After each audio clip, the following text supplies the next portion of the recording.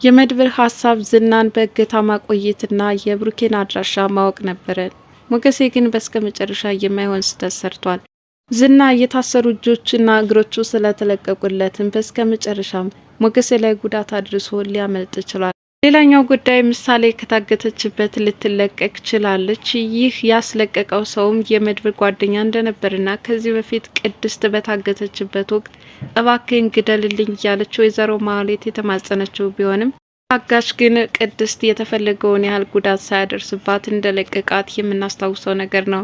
ዛሬም በምሳሌ ያደረገው የማህሌት ወዳጅ በመምሰልም ለዝና እንዲተባበረው እንደፈለገና ከታገተበትም ሊያስለቅቅ እንዳሰበም አድርጎ ለማህሌት ይነግራታል። ወይዘሮ ማህሌትም ይህ ሰው የነገራትን በማመንም ምሳሌ ወደ ታገተችበት አቅጣጫ እየመራችም ወስደዋለች። እስከ መጨረሻም የመድብል ጓደኛ ያገታትን ሰው ጉዳት በማድረስም ወደ አጎትሽ ወደ መድብል እየወሰድኩሽ ነው፣ ምንም አይነት ፍርሃት እንዳይሰማሽ በማለትም ምሳሌን ይዞ ሊኮበልል ችሏል። ታዲያ መንገድ ላይ የሚመለከቱት ሰዎች ትኩረታቸውን ሳይስባቸው አልቀረም። ይህ ሰው በሰላም እነ መድብል ጋር ይዟት ይደርስ ሲሆን የዝና ማምለጥስ ምን ጉዳት ሊያስከትል ይችል ይሆን? ሰላም ጤና ይስጥልን ውድ ቻናል ቤተሰቦች እንደምን አላችሁ? በያላችሁበት በዓለም ዳርቻ ሰላማችሁ ይብዛ እያልኩ ምሳሌ ድራማ ክፍል 94ን እንመለከታለን። መድብል ዛሬ ላይ ከምንም በላይ የጸጸተው ነገር ቢኖር የወንድሙ መታገት እያሳሰበው ሳለ ምሳሌን በምን አይነት አቅጣጫ ሊወስዷት ቻሉ የሚለው ነገር ነው።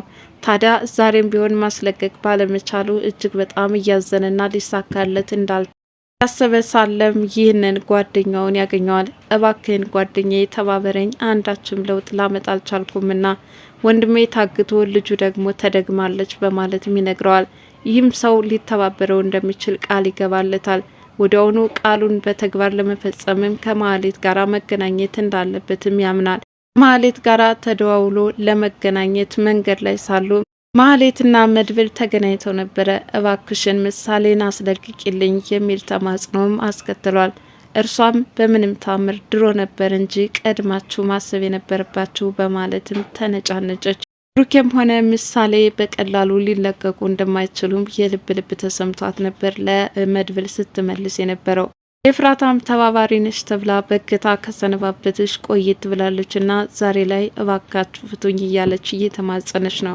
ወይዘሮ ማህሌትም ከእንግዲህ በኋላ ምን ይደረጋል፣ የሰጡሽን ቅጣት በደንብ መወጣት ይኖርብሻል፣ ይህንን ከማድረግሽ በፊት ቀድመሽ ማሰብ ነበረብሽ እያለችም ተሳለቀችባት።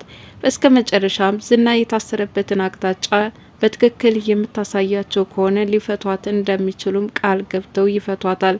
ታዲያ ቀጥታ ወደ ቤቷ በማምራትም የሰነበተችበትን ሁኔታ ለመድብል ነግረዋለች። ምን ያህል እንደተሰቃየችና ዋጋ እንደከፈለችም ዘረዘረችለት። አሁን የት ነው ያለሽው? እባክሽን ንገሪኝ በማለት መድብል አንዳንድ መረጃዎችን ከሷ መውሰድ ስለፈለገ ማግኘት እንደሚፈልግም ይነግራታል። እርሷም ያለውበትን አቅጣጫ የምነግር ከሆነ ቀጥታ አሁንም መጥተው ሊያጠቁኝ ይችላሉ በማለትም ለመድብል ነገረችው። ማህሌትም ከመድብል ወዳጅ ጋር ተገናኝታ እየተመካከረች ነው። ማለትም ምሳሌ ያለችበትን አቅጣጫ ልታሳየኝ ትችያለሽ፣ ዝና ልድረስለት በማለት ወዳጅ መስሎ ነበር የቀረባት። እርሷም እርግጠኛ ነህ ዝናን ታስፈታዋለህ እያለችም ጠየቀችው። በእርግጠኝነት ሊተባበራት እንደሚችልና እነሱ ጋራ በህብረት መስራት እንደሚፈልግም ይገልጽላታል። ይህኔ አጅሬት ካሌብ መሲሳ የተባለው ግለሰብ እጅግ በጣም አደገኛ ነው፣ ብታውቀው ደስ ይለኛል አለችው። እኔም እንደዚህ አይነት ሰዎችን መታወቅ እፈልጋለሁ፣ በስራቸው ቁርጠኛ የሆኑ ሰዎችን ብተዋወቅ ከምንም በላይ ደስተኛ ነኝ በማለትም ለማህሌት ገለጸላት። ማህሌትም እንግዳውስ ከኛ ጋራ ሚስጥር የምትጠብቅ ከሆነ የምንልን የምትሰራ ከሆነ በሚገባ ስራ ይሰጣል በማለትም ነገረችው። እንግዳውስ ሰዓት መፍጀት የለብንም፣ ምሳሌ ያለችበትን አቅጣጫ ውሰጂ በማለትም ይጠይቃታል። እርሷም እየመራች ምሳሌ ያለችበት አቅጣጫም ትወስደዋለች። ቅድስትም በብሩኬ እንደወጣ መቅረት ምሳሌ መታገቷ ብዙ ነገሮች ድብልቅልቅ ብለውባታል። ብቻ በዚህ አይነት ሁኔታ መቀጠሉም እጅግ አስቸጋሪ እንደሆነባትና ቤተሰቦቿ መመለስ እንደምትፈልግም ለዳጣ ትነግራታለች።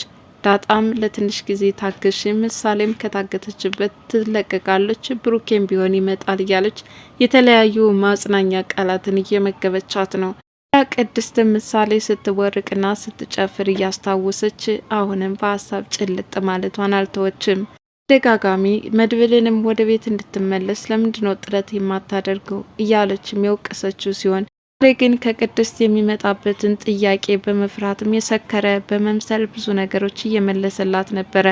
ሆኖም አሁን ምንም የማልጠቅም ሰው ነኝ፣ አደራ የተሰጧትን ልጄን አስበላው በማለት ብሩኬ እንኳን የማትገባ ሴት እንደሆነችም ራሷን ዝቅ ዝቅ እያደረገች ለመድብል ስትነግረው ነበር።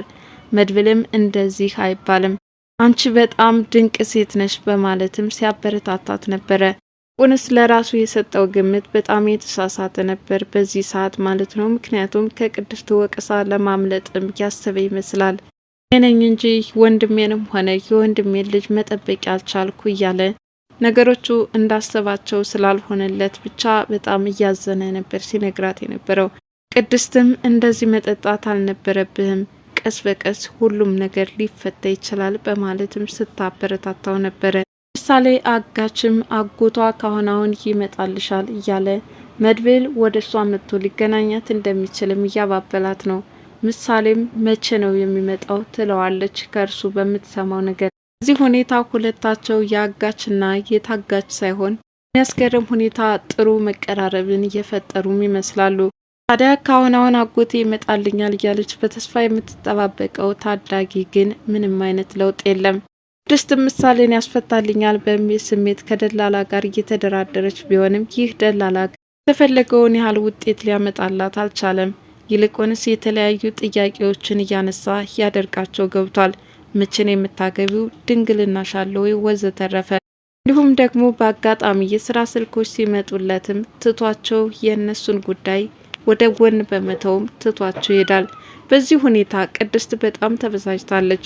ዳጣ በኩልም ይህ ደላላ የሚያነሳቸው ጥያቄዎች ተጨባጭነት ስለሌላቸው በጣም ነው የተበሳጨችበት። ዝናም ከታሰሩ እጆቹና እግሮቹ ለማምለጥ ነገሮችን እያመቻቸ ነው። ማለትም በሽንት አመካይቶ እንዲለቁትና እንዲራሩለት ለማድረግ እየሞከረ ነው። በፍጹም እንዳትፈታው በማለትም ሞገሴን ተማጸነችው። በበኩሉ ስለ ወንድ ልጅ አምላክ እያለም ለመናቸው። ሞገሴ ልቦናው ሊጨክንለት አልቻለም። አንዴም ደግሞ ፍርሃት ቢጤ ያጭርበታል። ሆኖም ለመፍታት ሲታገል ዳጣ ግን እየተከላከለች ነበረ። መድብልም እዛው እንደታሰረበት ሀገር ሰላም ብሎ ወደ ቤት ተመልሷል። የመድብል ጓደኛ ምሳሌን ለማስለቀቅ ምሳሌ ወደ ታገተችበት አቅጣጫ ማመርቷል። ከዛም በጆሮዋ ማንሾካሾክ ይጀምራል። ወስደሽ ካጎትሽ ነው፣ ምንም አይነት ፍርሃት እንዳይገባሽ በማለትም በመጀመሪያ በስነ ልቦናዋ መበረታታት ስለሚገባት ምሳሌም ያለውን ነገር በግልጽ ያስረዳታል። ይህን ምሳሌ በጣም ተደሰተች።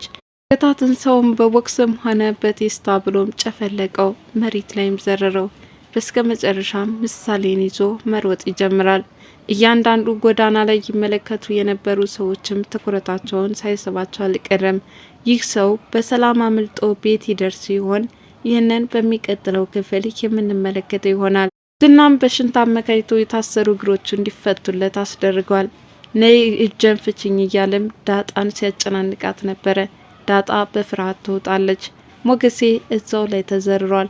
ምክንያቱም በመጠኑም ቢሆን ጉዳት አድርሶበት ስለነበረ ከዛ በኋላ የተጫነው ፍርሃት በጭራሽ ከተኛበት እንዲነሳ አላደረገውም። ዳጣ በበኩሏ እባክን ሞገሴ ተነስ እያለችም ስትማጸነው ተመለከትናት። ሞገሴ ግን ምንም አይነት እንቅስቃሴ ለማሳየት ፍላጎት ያለውም አይመስልም። ሰበው የተሳካለት ዝናም እጆቹ እንደታሰሩ እግሮቹ ተፈተውለታልና ሩጫውን ቀጥሏል። መቼም እንዲህ እንዳሰራችሁኝ አትቀሩም፣ ከተፈታው ውዩላችሁ ያለው ዝና ዛሬ ላይ እግሮቹ ተፈተውለት በደንብ መራመድ ችሏል። ዝና በዚህ ሁኔታ አሁን ነጻነትን ሲያገኝ በእነዚህ ሰዎች ላይ ምን ያህል ጉዳት ሊያደርስ ይችል ይሆን? ከዚህ በፊት እኔ አበበ ደመሳ ልጅ በእናንተ ቁጥጥር ስር ዋልኩኝ፣ ሁላችሁም ዋጋችሁን እሰጣችኋለሁኝ፣ እያንዳንድሽ አይቀርልሽም በማለት በሶስቱ ምን ያህል ፉከራና ሽለላ እንዳደረሰባቸው የተመለከትነው ነገር ነው።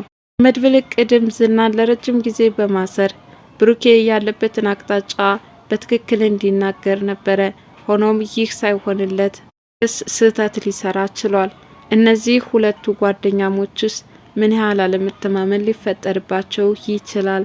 ማለትም የዝና ተባባሪ ነህ፣ እንዴትስ እንደዚህ አይነት ስህተት ትሰራለህ? እኔ እጆችና እግሮቹ እንዳይንቀሳቀስ አድርጌ ያሰርኩትን አንተ ለምን ፈታኸው በማለት ሁለታቸው ሌላ አቲካራ ውስጥ ሊገቡም ይችሉ ይሆናል። ለማንኛውም ይህንን በሚቀጥለው ክፍል የምንከታተል ይሆናል። ለዛሬ ምሳሌ ድራማ ክፍል 94 ይህንን ይመስል ነበር። በቀጣይ ቪዲዮ እስከምንገናኝ መልካም ጊዜ ይሆንላችሁ እያልኩ ለቻናሌ አዲስ የሆናችሁ ላይክ፣ ሼር፣ ሰብስክራይብ በማድረግ ቤተሰብ እንድትሆኑ በትህትና ጠየኳችሁ። ባይ ባይ።